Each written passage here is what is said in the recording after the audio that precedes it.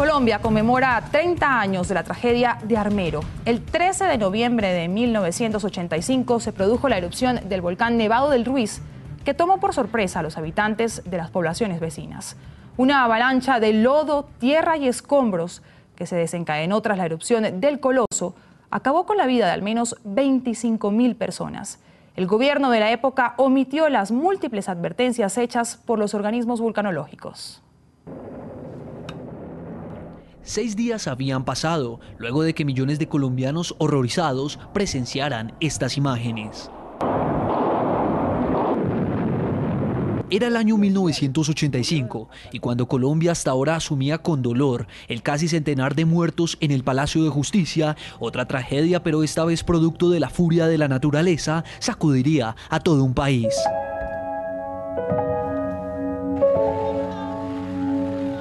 El escenario fue el entonces humilde y tranquilo municipio de Armero, en el departamento del Tolima.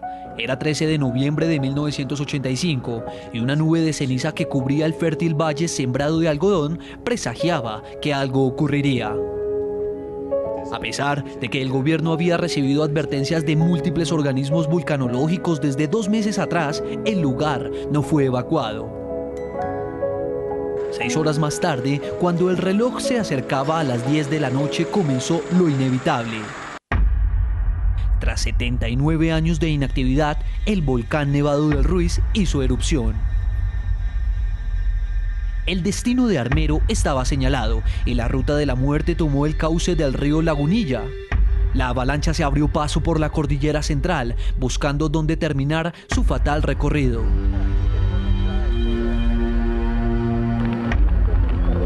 En medio de la oscuridad y sin tener muy claro lo que sucedía, los armeritas, por lo menos quienes alcanzaron a reaccionar, recurrieron a su instinto de supervivencia. Algunos se escondieron en sus casas, otros desesperados buscaron en la calle una salida a ese infierno de lodo. Hacia las 11 de la noche, la parte alta del pueblo ya había sido devorada y la avalancha se abrió en 2. Uno de los brazos destruyó el primer piso del hospital y el otro tomó el camino de la estación de policía. A su paso, miles de personas caían impotentes. En un instante, porque cuando nos dimos cuenta ya estaba el lodo encima. Cuando nos dimos cuenta era que burbujeaba ahí, ya estaba todo adentro. Llantos, lamentos y oscuridad demostraban que un apocalipsis había llegado a Armero. Las primeras luces del día vislumbraron la magnitud de la tragedia. La casa, todo eso quedó destruido. ¿Sí? Todo eso quedó puro barro. La planicie era un mar de lodo en el que algunos pocos, aferrados a su suerte, lograron sobrevivir y ver un nuevo día. Mientras los organismos de socorro intentaban sacar del lodo a los miles de armeritas arrastrados por la avalancha, en un espacio reducido lleno de escombros y con la mirada vigilante de periodistas y personas con el deseo de ayudar, se encontraba Omaira Sánchez, una pequeña de 13 años de edad que se convirtió en el ícono de la tragedia. Omaira estaba inmersa en una lucidez asombrosa, llevaba 2 días de lucha. Yo vivo porque tengo que vivir. Y apenas tengo 13 años, para morir no puedo. Sin embargo, una de sus frases sería premonitoria. Mami, te quiere mucho, mi papi, mi hermano y yo. Adiós, madre. Omaira se iría, por lo menos del mundo terrenal, del mundo donde su amado Armero ya no existía. Al menos 25.000 personas murieron sepultadas por millones de toneladas de escombros. La Ciudad Blanca se convertiría en el símbolo de la catástrofe más grande del país. Un legado de huérfanos y mutilados quedó como recuerdo imborrable de esa noche del 13 de noviembre de 1985, en el que el volcán, el Nevado del Ruiz, despertó con toda su furia y a pesar de todas sus advertencias, nadie lo quiso escuchar. Hoy muchos de los armeritas que fallecieron aquella fatídica fecha yacen en este lugar, donde se mezcla la muerte con la vida.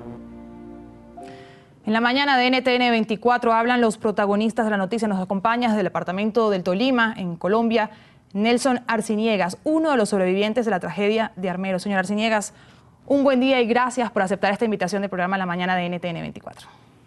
Karen, buenos días. Señor Arciniegas, ¿cómo recuerda usted hoy, 13 de noviembre, 30 años después, lo que sucedió esa noche del 13 de noviembre de 1985? Pues recuerdo esa noche como algo aterrador. Nunca pensamos realmente que nos fuera a suceder lo que pasó. ¿Cómo cambió su vida después de la tragedia? Pues la vida de nosotros, y yo creo que la de todos, cambió radicalmente porque desapareció totalmente de la faz de la tierra nuestro municipio donde habíamos nacido y crecido, y después de esto pues empezamos un peregrinar hasta cuando nos ubicamos en la ciudad de Ibagué para lógicamente seguir trabajando y sacar adelante a nuestros hijos. Señora Arciniegas, ¿qué hacía usted la noche en la que sucedió esta tragedia? ¿Cómo lo vivió? Pues para mí empezó realmente el susto a las 11 de la noche. Nos avisaron, salimos en un carro a mirar si era cierto y luego nos cogió el agua sobre la calle 12 frente a la puerta del Colegio San Pío. Ahí saqué el carro en reverso y regresé rápidamente a la casa a sacar los niños, mis hijos que estaban en la casa viviendo solos. Y luego buscamos el sitio de salida, que fue la carretera que conducía hacia la vereda Maracaibo. En una parte alta dejé el carro ahí y luego me encaramé en las lomas porque pensé que esa avalancha tan terrible, porque sonaba terrible, y como cuando una volqueta de unos 500 metros descarga un viaje de piedras y luego el zumbido aterrador como el de un avión gigantesco está despegando de una pista en Bogotá.